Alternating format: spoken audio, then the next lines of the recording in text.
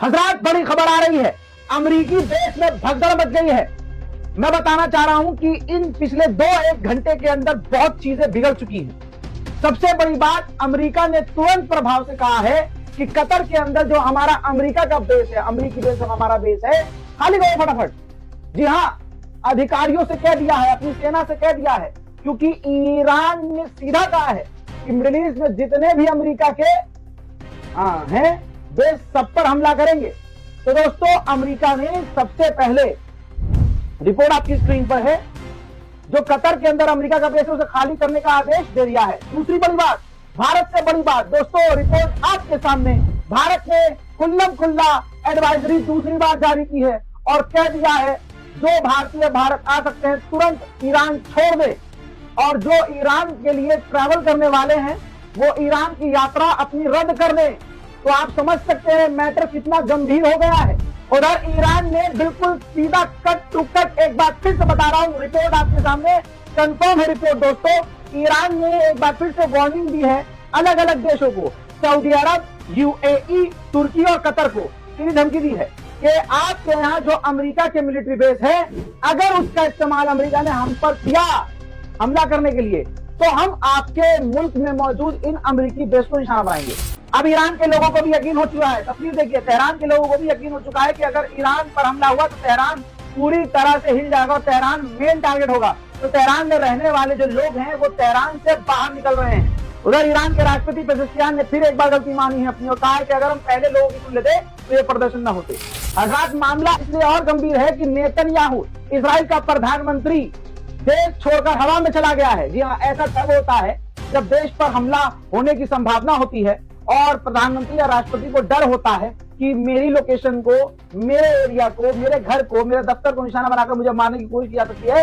इस वजह से राष्ट्रपति हो या प्रधानमंत्री वो आसमान में उड़ने लगता है, जहाज में अपने बैठ के वो उड़ जाता है। उधर अब डोनाल्ड ट्रंप ने यूरोप के देशों से कहा है कि ईरान के अंदर की आप इंटेलिजेंस शेयर करो और आप भी हमें टारगेट लिस्ट दो कि ईरान में कहां कहां हमला कर सकते हैं। उधर ईरान के विदेश मंत्री ने तुरंत तुर्की और यूएई के विदेश मंत्री से फोन पर बात की और कहा यह जा रहा है कि बस समझाया गया है ईरान के द्वारा आखिरी बात दोनों देशों को कि आपके मुल्क के अंदर जो मिलिट्री बेस है अमेरिका के, उनको इस्तेमाल होने मत दीजिएगा। दोस्तों, सऊदी अरब कई बार सुबह से अब तक क्लियर कर चुका है, अपने पास से क्लियर किया, उसने ईरान को क्लियर मैसेज दिया है सऊदी अरब ने, किसी भी हालत में, जी हाँ, किसी भी हालत में ईरान की सरजमीन पर हमला करने के लिए सऊदी अरब अपने एयर स्पेस का इस्तेमाल किसी को करने नहीं देगा। हजरात मोहतरम नाजरीन, देखिए, जो इजराइल का पत्रकार है उसने क्या जानकारी दी है आपके सामने रिपोर्ट रख रहा हूं उसकी।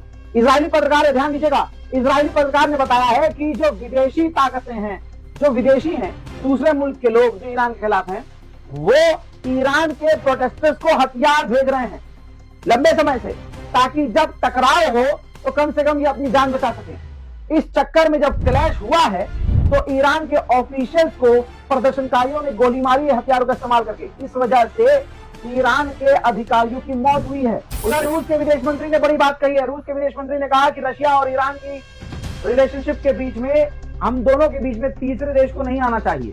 उधर ईरान के विदेश मंत्री ने जानकारी दी है कि शांति हमने बहाल कर दी है, ईरान के अंदर हमने प्रदर्शन को लगभग कंट्रोल कर लिया है।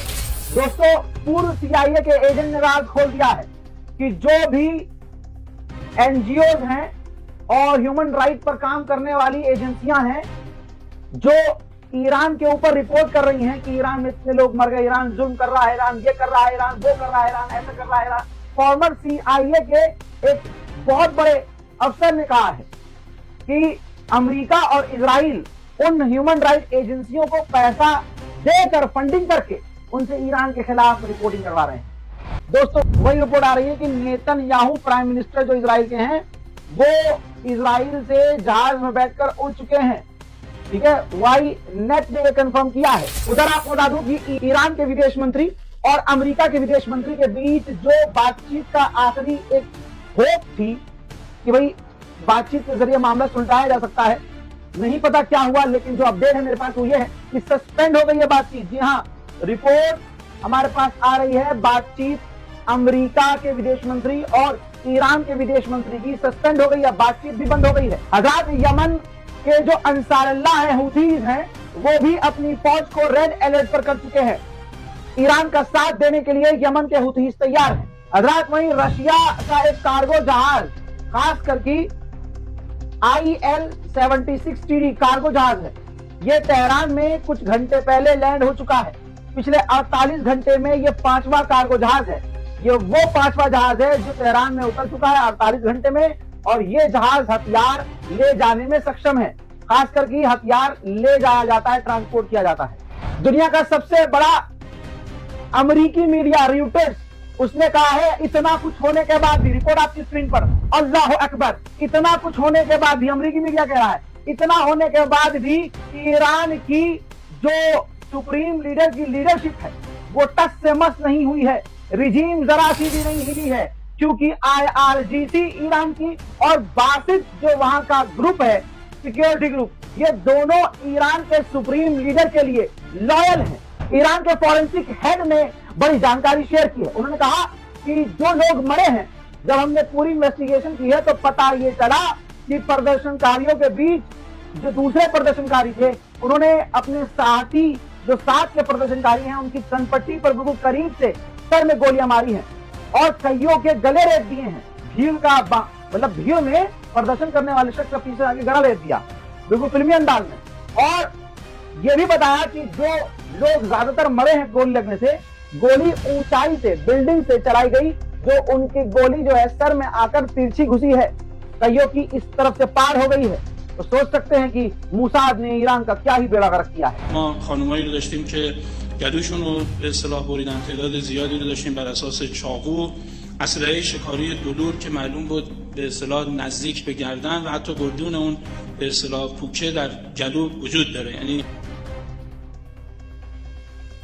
خواهم عرض بکنم که یا صدماتی که از بالای پشت بامه، یعنی معلومه که افراد تروریستا مستقر شده بودن. ईरान में जो लोग मारे गए हैं उनका जनाजा भी निकल रहा है।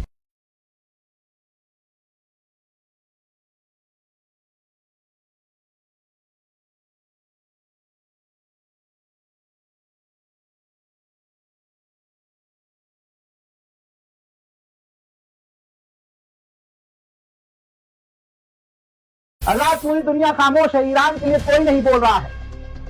हिम्मत दिखाई है भारत ने। जी हाँ, भारत के कारगिल के मुसलमानों को और खासकर कारगिल के शिया समुदाय को सलाम करते हैं कि ऐसे बुरे हालात में जहां भारत के ही मुसलमान, भारत के ही लोग परेशान हैं, ऐसे में ईरान का साथ, भारत के दोस्त का साथ शिया समुदाय ने कारगिल से दिया है।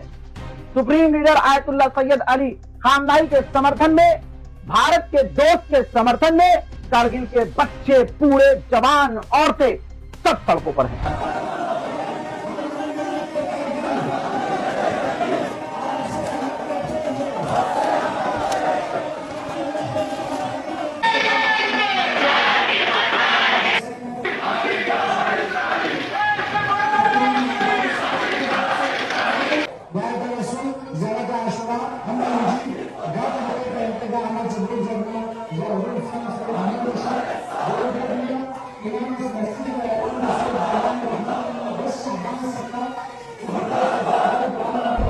आजाद मोहतरम, इस रिपोर्ट को शेयर कीजिएगा। ब्रेकिंग न्यूज है, अगला अपडेट कुछ भी हो सकता है और ईरान पर बिल्कुल करीब है हमला, कभी भी हो सकता है। इस रिपोर्ट को शेयर कीजिए। जय हिंद।